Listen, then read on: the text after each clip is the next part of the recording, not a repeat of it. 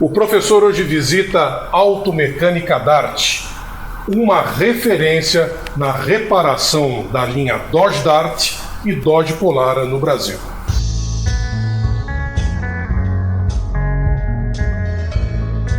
Você está no Auto Acadêmico. Se você ainda não nos segue, curta e compartilhe o nosso canal com seus amigos. Nós estamos hoje aqui com o Sr. Sócrates Fumo. Mais de 40 anos de experiência com Dodge? Oficiosamente, mais de 40 anos. Oficialmente, quase 39. 39 anos reparando a linha Dart. Começamos sempre com Dodge.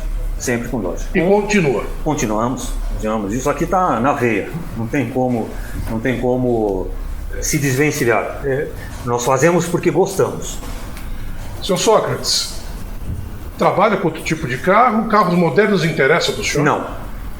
Carros modernos não interessam para nós. Eventualmente um cliente vem, às vezes uma troca de pastilha, tem um cliente nosso que tem um carro do ano e tal, mas nossa preferência são os carros mais antigos, Dodge e outras marcas também. O senhor sabe que o senhor está na contramão das tendências de gestão de oficina, que dizem que o veículo tem que permanecer determinado número de horas na vaga, porque senão dá prejuízo, a conta não fecha, é antiproducente e outras teorias aí por diante. Mas nós gostamos de estar na contramão. É o que faz, é o nosso diferencial. Esses dias mesmos, há 15 dias atrás, veio um cliente com um Opala que um outro mecânico recusou mexer. E é um Opala, não é um carro que é um bicho de 7 cabeças. É uma mecânica simples. Uma mecânica simples, entendeu? Ou seja, é algo que dificilmente se vê hoje, não só na reparação automotiva, mas em outros ramos do comércio da prestação de serviços. Eu trabalho com amor. Sim, o trabalho com amor e principalmente o trabalho pensado, não por computador, mas pelo humano, pensado, e um trabalho humano e braçal. Um trabalho que exige cabeça, que exige inteligência e um pouco de esperteza. Esse é um ramo muito bom de se trabalhar. Eu gosto disso, eu larguei faculdade para isso. E não me arrependo. Vou até te falar um particular, uma coisa pessoal. Há muitos anos atrás eu cursava administração da empresa. Faltavam 3 semestres para eu me formar. Mas eu estava decidido que eu não era aquilo que eu queria para minha vida é isso aqui. Então eu cheguei para o meu pai uma noite e falei: pai, tenho 3 coisas para te falar. Eu vou parar a faculdade. Estou no choque. Segundo, eu vou abrir uma oficina. Segundo choque. Terceiro lugar, eu vou trabalhar com Dodge. Aí ele queria me internar. Ele sobreviveu? Sobreviveu. E eu estou nisso até hoje. São 39 anos praticamente. Agora em junho fazem 39 anos. Sr. Sócrates, dá para viver disso? Dá, e tem que se fazer como, né? É um meio de vida. Eu acho que, lógico, nós temos os nossos percalços, existem as dificuldades, os contratempos, mas eu acho que desde que se faça com vontade e por prazer, minimiza, até as dificuldades minimiza. Outra questão que surge, principalmente nos novos antigumobilistas, ou seja, aquela pessoa que comprou seu primeiro carro ou quer comprar o primeiro carro antigo, mas tem os receios passados pelas pessoas que às vezes não são do meio, mas transmitem esses receios às pessoas. Uma delas é o conserto do veículo. Você vai levar esse carro na oficina, a pessoa não vai querer fazer, ou vai querer fazer às pressas de qualquer jeito para tirar o carro da oficina. Existe isso na sua vida? Não, aqui para nós não. Eu quero saber aqui. Aqui para nós não. Aqui nós temos uma regra. Quem faz o prazo de serviço somos nós. Se o cliente chegar com pressa, não somos nós que vamos fazer o serviço. Nós determinamos o prazo. Fazendo com calma e fazendo porque gosta e fazendo com dedicação e amor, podem acontecer erros. Nós não somos infalíveis. Se fizer com pressa, pior ainda. Então o prazo quem dá somos nós aqui. Perfeito. Uma das muitas questões que surgem com relação a se possuir um veículo desse tipo são peças de reposição. Existem peças para Dodge Dart e Dodge Polara no mercado? O Dodge Dart, a linha Dodge grande, o Dodgeão, é um pouco mais fácil. Pelo fato do carro ter existido praticamente ao mesmo tempo nos Estados Unidos. A mecânica basicamente igual. Muita coisa se traz de fora hoje em dia. Existe muita facilidade. Mecanicamente, então, é caro, é dispendioso, mas tem tudo. Lataria, detalhes, acabamento. Hoje muita coisa se reproduz. Lógico, não é com a mesma qualidade, mas muita coisa próxima do ideal. Tem muita coisa boa. Tem muita porcaria. Claro. Mas tem muita coisa boa, coisa feita, réplica e coisa bem feita. Tem que se dar essa referência a esses itens bem feitos. No caso do Polara é um pouquinho mais complicado. O Polara tem peças, só que precisa ter paciência. Não são todas as coisas que se acha com facilidade. Então tem que se garimpar, tem que... lá no fundo eu tenho muita coisa guardada ainda, mas obviamente não tenho tudo. Já tive muito mais. O estoque da Chambord, na época quem comprou fui eu. Eu tive muita peça. Óbvio, ao longo dos anos isso vai acabando. E para piorar, existe um tabu na Chrysler que até hoje não se explica. Eles produziam, por exemplo, 300 lanternas traseiras esquerdas do Dart 79. E na realidade não era produzida, era trazida de fora. E só traziam 10 do lado direito. Alguma explicação para isso? Nem Freud. Lanterna do Dart 75, Charger 75. A esquerda teve uma época que se tornou um elefante branco, de olhos azuis. A direita achava as pencas. A fábrica produzia 500 de um lado, 10 do outro. Sem explicação. Tanto é que quando eu comprei as peças da Chambord, vieram muitas lanternas traseiras do Dodge 73 e 74, entre outros. A do lado direito fazia uma pilha. A do lado esquerdo não tinha. Não veio uma. Que pitoresco. Para-choque. Vieram não sei quantos dianteiros. Vieram 2 traseiros. Não dá para explicar. Perfeito. São coisas da Chrysler, coisas que nem eles explicam. Ou seja, falta de peças de reposição não é uma justificativa aceitável para inviabilizar o reparo do veículo. Não, sempre com um pouco de paciência, um pouquinho de procura, saber os canais certos. Obviamente, eu não tenho tudo, mas tenho os conhecimentos. E dessa forma a gente vai conseguindo uma coisa ou outra aqui, sempre se dá um jeito.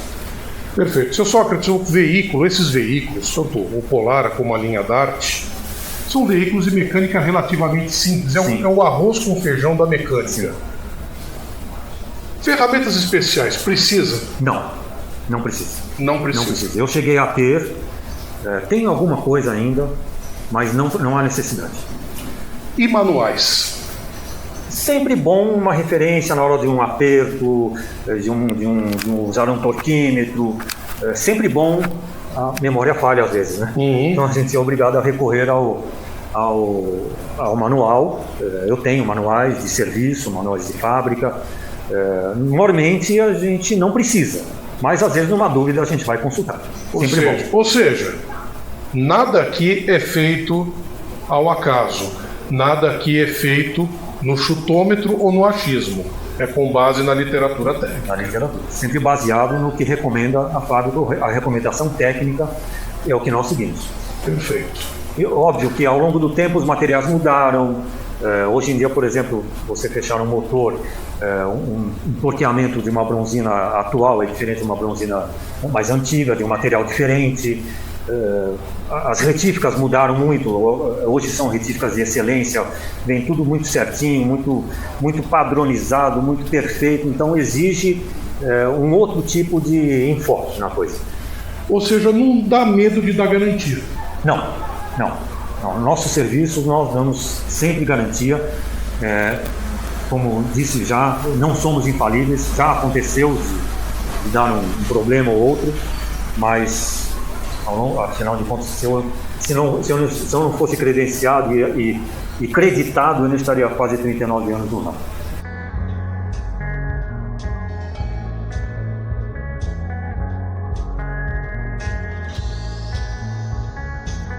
Houve uma época em que eu fundei o primeiro clube no Brasil, na década de 80, chamado Clube do Dodge, onde nós tínhamos 700 associados, dentre eles pessoas que nem o carro tinham, mas tinham apreço pela marca, gostavam da marca. Tem inclusive um amigo meu, falecido, que era de Poços de Caldas, que eu nunca conheci pessoalmente. Na época das cartas ainda, ele mandou a carta pedindo para fazer parte do clube, mandei adesivo, mandei boné, mandei cartão, tudo isso por carta. Não existia e-mail, não existia celular, nada disso. Nós estamos falando em 1985, 86, 87. Esse clube foi durante muitos anos mantido somente por mim. Reuniões, nós chegamos a participar de 2 aniversários de São Caetano, a convite da Prefeitura de São Caetano. Nós reunimos mais de 170 carros na praça principal de São Caetano, na Avenida Goiás, e havia um diferencial nessas exposições.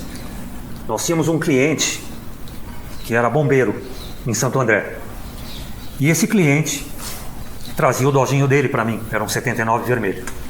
E uma ocasião ele comentou comigo: Sócrates, tem um carro na corporação que vai para o material inservível. Você teria como dar uma olhada nesse carro? Eu falei: que carro é? É um Dodge Dart 73 do comando, giroflex, tudo, carro montado. É um carro que existe hoje, que todo mundo conhece. Esse carro quase foi para sucata. Esse carro veio para mim de guincho. Nós fizemos o carro andar, fiz uma tratativa com o comandante da área, onde eu entraria com a mão de obra, não cobraria a mão de obra, e ele somente procuraria as peças. Eu daria indicação de onde achar as peças. Chamboralto me serviu muito nessa época, sempre muito bem atendido lá. Nós pusemos o carro para rodar. Posteriormente foi feito um trabalho de restauro no carro, uma coisa simples, que o carro estava em muito boas condições. Vale lembrar que na época a Chrysler disponibilizou 3 carros para Santo André, São Bernardo e São Caetano. O único que sobrou foi de Santo André. E é esse carro que existe até hoje.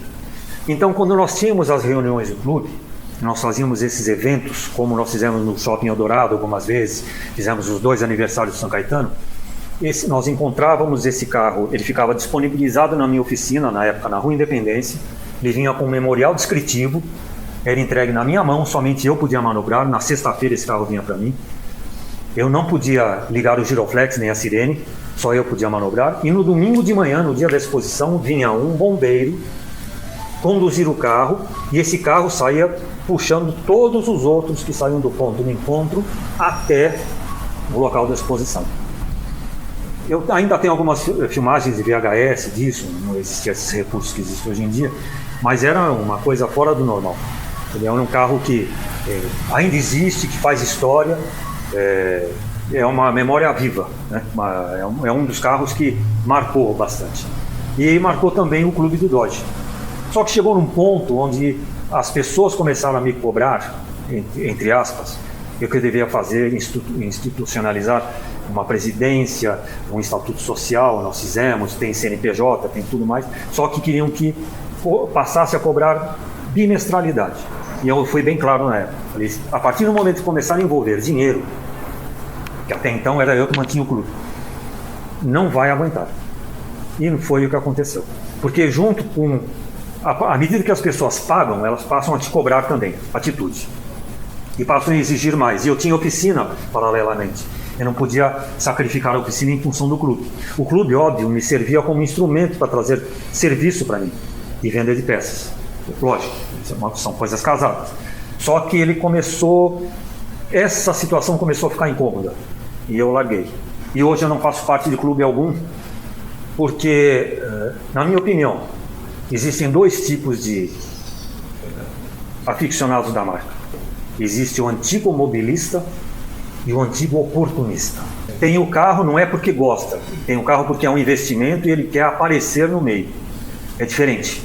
Diferente da época que nós tínhamos, que o senhor teve, que eu tive, que a gente comprava a preço de banana e se sacrificava como moleque para manter um carro que a gente sabe que não valia nada, mas que a gente queria. Eu sou da época que o carro agregava as pessoas pela marca. Hoje agrega por causa do valor. Sim. Seu Sócrates, eu já vi que nós 2 somos aficionados. Nós gostamos, nem aficionados, apaixonados. Sim. Pela marca. Sim. Eu já tive 2. Tive um Charger LS 71 e um Charger RT 79 automático. E também, claro, não poderia deixar de ter um Polarinha 80 automático. Paixões que, infelizmente, precisei vender na época. Quem sabe um dia consigo tê-los de volta. Tomara. Me conta a respeito dos seus, aqueles que mais marcaram. O primeiro que eu tive foi em função do meu irmão ter comprado um 76 marrom. Eu comprei o meu em abril de 76 na Ibirapuera Veículos. E no primeiro dia que eu fui buscar, o carro já estava em curto, a lanterna traseira. Mas foi solucionado na hora. Tive vários. Tive 73 com teto de vinil, tive SE branco. Dodginho eu tive vários, automático. GLS eu tenho um meu desde zero, com 34 mil, mas está parado há quase 30 anos. Tenho o meu 81, que eu sou o segundo dono, está comigo há 38 anos. Dodgeão eu tive vários. Eu tive um que foi do Fernando Solera, da Rede Bandeirantes, que era um azul, 4 portas, com teto de vinil. Tive vários Charger, tive um Dart 79, tive um Dart Swinger 73 americano, que eu fui com uma Elba 0 km para o Rio de Janeiro e vi meu cunhado, que não entendia nada de carro, falou: vem ver um carro que eu comprei. Quando eu entrei na garagem dele no subsolo de Copacabana, eu falei: esse carro não é para você, esse carro é para mim. Toma a chave da Elba, me dá a chave do Dodge. Voltei para São Paulo e de Dodge. Era um marrom, motor 340, um carro muito bom, muito gostoso de dirigir. Foram os dois últimos que eu tive, Dodgeão. Depois acabou se tornando inviável. O que eu tenho agora é Dodginho. E isso é uma coisa, é um impeditivo também para fazer parte de alguns clubes. Essa distinção que existe de achar que Dodginho não é Dodge. Isso é uma ignorância tremenda, ao meu ver. E o carro é meio discriminado. É uma das razões que também me impedem de fazer parte de qualquer clube que pense dessa maneira. Ou pessoas que pensem dessa maneira. É uma forma de pensar que, ao meu ponto, ao meu modo de ver, não comunga com os ideais do antigo mobilismo. Não, totalmente certo. Não existe carro ruim, não existe carro feio. Existe o carro pelo qual a pessoa é apaixonada. Exato. Eles acham que, pelo fato do carro ser de origem inglesa, ele não é um Dodge. Eu acho isso uma ignorância tremenda. Tem a marca está escrita. Não tem como negar. Né? Acabou. Está estampado aqui. Acabou. Está aqui na plaqueta, está estampado. Sim, aqui. Está escrito. Não tem como negar. Assim como a Chrysler trouxe algo da Europa, a Ford trouxe, a GM trouxe muita coisa da linha Vauxhall e da linha Opel para o Brasil. Meu pai teve o Opel Rekord, que é um Opala. É um Opala. Exatamente. Essa diferença, essa distinção, eu poderia até falar, essa ignorância, essa idiotice, a gente não vê, por exemplo, nos clubes que fazem parte dos carros da GM. Por exemplo, quem tem Opala não faz distinção com quem tem Chevette. Eu não vejo isso lá, mas nos Dodge isso é evidente. Para mim não existe carro feio, não existe carro velho, existe o carro pelo qual a pessoa é apaixonada. Exatamente. O valor monetário, para mim não importa. O valor sentimental é incalculável. É incalculável e precisa ser respeitado. É exatamente o que eu lhe falei quando nós tocamos no assunto entre um carro perfeito e um carro que não é perfeito. O tratamento é o mesmo. Nós tratamos o cliente e o carro da mesma forma. É a mesma coisa. Nós achamos que não devia haver esse tipo de distinção. O carro tentaram vender nos Estados Unidos como um Plymouth Cricket. Não pegou, porque a mentalidade do americano é um carro grande, é um carro muscle, é um carro... e o brasileiro acha que tem que pensar da mesma forma. Entendeu? Tudo bem, se você cultuar um carro que é um ícone, o Dodge é um ícone, mas tem que saber, tem que ter um pouco de discernimento, né? E cultura, né? Para entender que isso aqui também é um Dodge. Sim. Não deixa de ser um Dodge. Aí não tem como ir contra, a marca está aqui. Aqui está escrito. Esse aqui é um dos que está fazendo manutenção conosco. É um Polara 79 muito íntegro. E nós fizemos boa parte da mecânica dele. tiramos esse motor, trocamos selos, embreagem e pintamos principalmente na cor padrão, para ficar padrão de fábrica. Pode olhar que o carro tem todos os detalhes, carburador original SU, tudo dentro do padrão, as pinturas originais, tudo seguindo o padrão original. O que me impressiona justamente nesse carro em particular são os detalhes. Sim. A riqueza de detalhes, o posicionamento das peças, as cores certas, as peças certas nos lugares certos. Não tem adaptação. Há uma pequena adaptação para a melhora, que nós achamos, nós pensamos, outro dia nós estávamos conversando, eu e o Dalton, sobre isso. Quando você faz uma adaptação que foge do original, mas você está agregando alguma coisa de melhor, eu acho que é válido. Por exemplo, nós fizemos um retorno nele, que de fábrica ele não tinha. E para fazer esse retorno, nós adaptamos um filtro desborbulhador. Aí nós fizemos uma linha de retorno até lá atrás do tanque. Não interfere no funcionamento? Absolutamente nada, muito pelo contrário, melhora. Que o carburador do Dodginho, por causa do calor que passa do bloco para a cuba, ele tende a transbordar, percular. A proximidade é muito grande do bloco do motor com a cuba, e esse calor passa demais. Eu já visto que nos últimos eles colocaram uma placa de metal com um amianto para isolar calor. Com o retorno, você alivia a pressão da bomba sobre a agulha de boia, então não há esse problema mais. Então é uma coisa que não é original, mas ao mesmo tempo está melhorando o desempenho do carro. Quando eu digo adaptações, porque eu já vi... no mais, você vê que está tudo... Eu já vi por aí troca de carburador, troca de cilindro mestre, outro sistema de ignição completamente diferente, radiadores em outros materiais. E aqui não, eu estou vendo algo muito, muito, muito fiel à originalidade, bem próximo de como ele saiu de fábrica. Exatamente. Esse Polara tem também uma outra melhoria, que é uma ignição eletrônica adaptada, com caixa, modificada. Né? Verdade, uma melhoria. Era platinado. Um dos itens originalíssimos desse carro é o carburador que se mantém, o SU. Que existe um tabu enorme a respeito disso. Que não presta, tira, coloca um de Fusca. Já ouvimos barbaridades. Um carburador fácil de manter, desde que se tenha sempre um cuidado especial com ele, manter o óleo no nível do pistão, manter ele sempre lubrificado e limpo. Mas é um carburador que normalmente não dá problema, e nós abominamos quando se fala em adaptação, a não ser que seja para tirar esse conjunto e colocar um conjunto do GLS, que é a carburação dupla, mas aí já se trata de um outro patamar. É um carburador que, neste ano em específico, é um 79, é um carburador mais voltado à economia. E o segredo está na agulha do pistão que vai aqui dentro, que ela tem vários perfis diferentes. Cada perfil te dá um tipo de rendimento diferente. De 77 para baixo são agulhas que têm um rendimento, vamos dizer assim, mais esportivo, porém sacrifica o consumo. 78 para frente tem um rendimento mais contido e obviamente com um consumo menos elevado.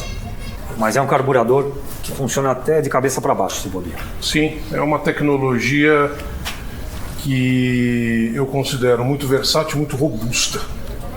Tanto é que se usou Triumph, Mazda, Rolls-Royce, Jaguar, Bentley, NSU usou o japonês, vários carros usaram esse carburador.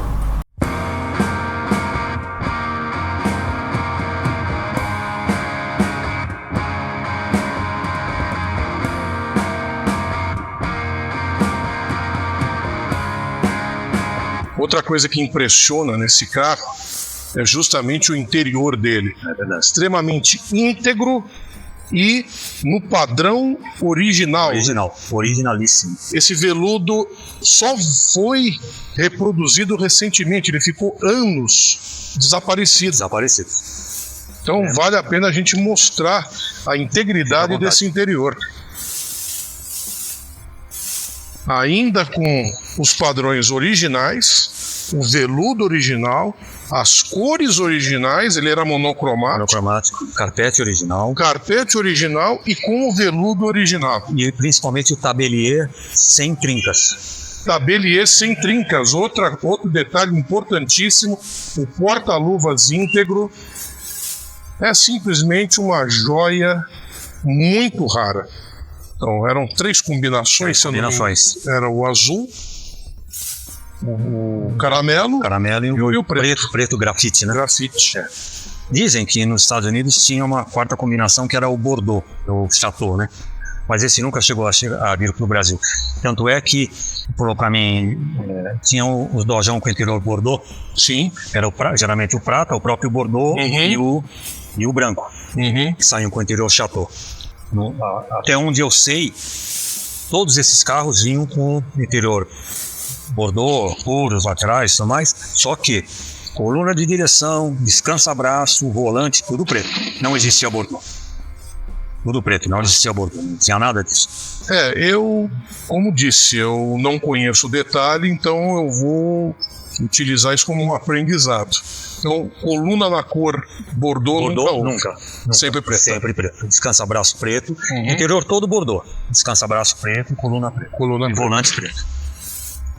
Não chegou a sair volante Bordeaux. Não sei se existia um estudo, talvez para lançar, não deu tempo. Não sei se... Porque o Bordeaux, pode ver que são poucos anos que saíram. Eu lembro do 77. Isso. Eu lembro dele em Bordeaux. O 78 eu já não tenho certeza. Bordeaux, acho que saiu o 78. Não posso te garantir. Não, também mas não. Acho que foram 1 ou 2 anos só de produção e a fábrica tirou disso. Aliás, existe até uma história em relação ao azul. O azul, não esse azul mesclado. Aquele azul que saiu liso. Os Polarinha 80, nos Dart 79, 80. O Pedro, da Savel, ele contou para mim que quando as mulheres iam com os maridos comprar os carros zero, elas achavam aquele interior azul simplesmente maravilhoso. Principalmente os novinhos, branco, azul, preto, interior azul e tal. Não dava 2, 3 meses, voltavam lá doidas para trocar tudo, porque as crianças subiam no banco, sujavam tudo e não tinha o que limpar. Encardia tudo. Tanto é que quando eu comprei muita peça dele, eu comprei muita coisa de forração azul. Eu tenho até hoje aí as coifas do câmbio azuis fechadas na embalagem. Original Mopar. Sobrou.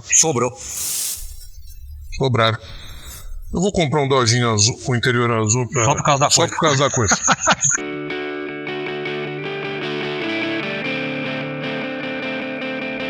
Bom, o seu Sócrates trabalha, além de mecânica geral, ele também reforma motores. Nós temos aqui um belíssimo 318 Chrysler, né? Se eu não me engano, tirado de um Dodge Dart. Dodge Dart 71. 71. Foi feita a reforma dele? Sim, a reforma.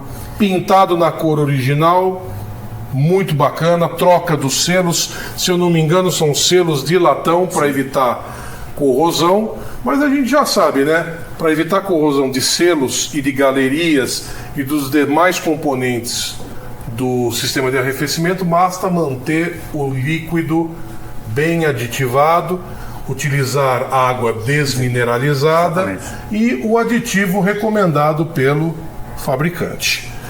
Com relação à lubrificação, também o seu Sócrates utiliza. Desculpa, vamos falar dessa parte do tireno glicol que ele comentou. Tá. Isso daí, vamos lá. Antes de falar de lubrificação, vamos falar isso que é importante que ele falou. Com relação a aditivo, seu Sócrates, o que o senhor está utilizando aqui? Normalmente nós utilizamos sempre água aditivada com um pouquinho de óleo solúvel, que mantém as galerias sempre bem lubrificadas, o rolamento da bomba d'água também, né? Prolonga a vida da bomba d'água, só que tem que saber a quantidade certa de óleo solúvel a se colocar, porque se colocar demais ele ataca as borrachas o sistema de arrefecimento. Exatamente. Então a quantidade é bem pequena, só uma pequena proporção. Normalmente quando a gente termina um serviço, junto com o carro nós mandamos uma garrafa pronta para o cliente, para ele ir colocando a medida que precisa, né? E sempre que precisar ele vem até aqui, ou ele compra fora, ou ele vem até aqui e nós conseguimos um pouco mais para ele, sempre para manter sempre aditivado. Com relação a aditivos mais modernos, existe a possibilidade de substituição do óleo solúvel, a não ser que a Chrysler exija o uso do mesmo, por aditivos à base de etileno glicol. Qual deles? Eu de cabeça eu não sei. Precisaria dar uma olhada, uma pesquisada num fabricante. Qual aditivo à base de etileno glicol poderia ser utilizado? Exato. Porque esse produto também tem propriedades anticorrosivas e vai proteger muito bem o sistema de arrefecimento. Exatamente. E não vai atacar as borrachas. Esse que é o grande diferencial da coisa. O óleo solúvel, como eu falei, ele tem uma proporção certinha. Sim. Se colocar a mais, a borracha começa a ficar esponjosa e com o tempo ela abre rapidamente. Então, além de manter a temperatura de trabalho sempre adequada. Sim. Né? Esse motor normalmente é um motor que não esquenta. É uma característica dele, ele trabalha geralmente sempre mais frio, diferentemente dos motores V8 Ford, que sempre trabalha com uma temperatura um pouco mais alta. Esse aqui, estando com a válvula termostática correta, o sistema de arrefecimento correto, sem vazamentos, sem fuga de água em lugar algum, sempre com a água no nível, aliás a fábrica nem recomendava aditivo algum na época, não vai dar problema de forma alguma. E com relação à lubrificação, a lubrificante, o que vocês estão usando aqui nesse motor? Nós usamos um lubrificante sempre indicado pelo fabricante, embora na época não existissem os multiviscosos. O mais indicado no caso aqui seria um 2040. Um 2040, porque se não me falha a memória, o que era recomendado aqui na época era o SAI 40. Exato. Na época, os multiviscosos não estavam disponíveis, exato, ou não havia muita facilidade em se adquiri-los. Então, um 2040 com um elevado grau API de serviço vai atender perfeitamente esse motor. Principalmente pelo fato de que aqui, neste caso em específico, se trata de um motor zero. Né? Então, nós estamos com folga 0,0 aqui, praticamente apenas o fio de óleo. Então, um óleo adequado seria o 2040. E lógico, lembrando que a bomba de óleo sempre tem que estar perfeita, com a vazão perfeita, e um filtro de óleo de primeira linha. Sim. Que poucos sabem que o filtro de óleo tem uma válvula interna que segura a pressão. E se o filtro de óleo for de má qualidade, não adianta você ter um óleo adequado, uma bomba adequada, que você... No momento que você deixar o carro parado, uma semana, que normalmente são carros que não se usam todos os dias, um Dodge, você vai dar na partida, o filtro de óleo tem que ter óleo, ele não está acima do nível do cárter por acaso. Ele está ali para dar uma primeira lubrificada no que está tudo seco, sem movimentação.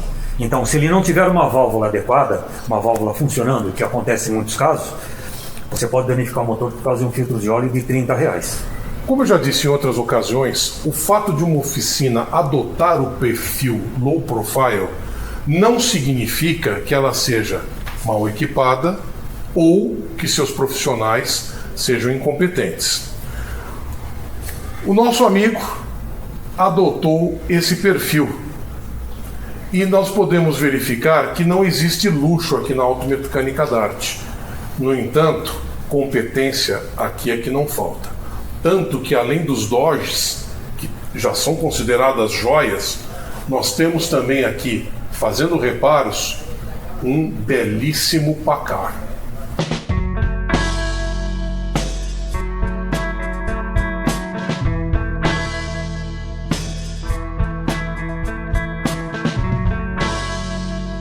Bom, para falar do Packard, eu vou apresentar para vocês o braço direito do Sócrates, o Dalton, que também é um profissional de larga experiência. Muito bom. Dalton, conta pra gente o que é que vocês fizeram nesse Packard. Bom, esse Packard, o que aconteceu, ele tinha um motor 8 cilindros original e o motor fundiu e o proprietário do veículo não conseguia achar um motor similar, então ele optou por colocar um motor GM, o 261. Então foi feita uma repotencialização desse veículo. Isso, foi feita uma adaptação adequada aqui, né, para adequar esse motor. E o motor que ele colocou anteriormente era um Chevrolet, só que ele também deu um problema. E aí agora a gente está instalando um motor novo aqui, já todo retificado, já todo em ordem, né? Já está em processo final de montagem aqui. Perfeito. Isso acontece muito com alguns veículos antigos, quebra-se o motor original, o motor não tem recuperação e a importação de um motor similar fica economicamente inviável. Então, opta-se pela repotencialização com algo similar nacional. No caso, foi substituído um motor 8 cilindros em linha por um 6 cilindros em linha, de boa capacidade e boa potência, sobretudo torque, que vai fazer essa belezura aqui desfilar pelas ruas de novo. Bom, na visita de hoje nós tivemos uma rara oportunidade de conhecer a história de um dos ícones da indústria automobilística no Brasil, a linha Dodge, e do seu fabricante, a Chrysler do Brasil, através de nada mais, nada menos do que uma das maiores autoridades na reparação desse veículo, o seu Sócrates Fumo, e do seu braço direito, o Dalton. Muito obrigado pelo seu tempo. Nós é que agradecemos. Muito obrigado pelos conhecimentos que nos foram transmitidos. Estamos sempre à disposição. A Automecânica Dart tem espaço para mais clientes? Agendando, sim. Perfeitamente. Estamos lotados por enquanto. Qual o endereço da Automecânica Dart? Estamos localizados em São Paulo, no bairro do Cambuci, a rua Vicente de Carvalho, 136. Telefone? 973-446010. Eu tenho certeza que quem procurar esses profissionais vai ser muito bem atendido. Então não há como não se fazer uma recomendação. Seu Sócrates, muito obrigado pelo tempo, muito obrigado pelos conhecimentos, muito obrigado, Dalton, pelo seu tempo também. E se você gostou desse vídeo, curta, compartilhe com seus amigos e continue acompanhando o canal Autoacadêmico. Até a próxima!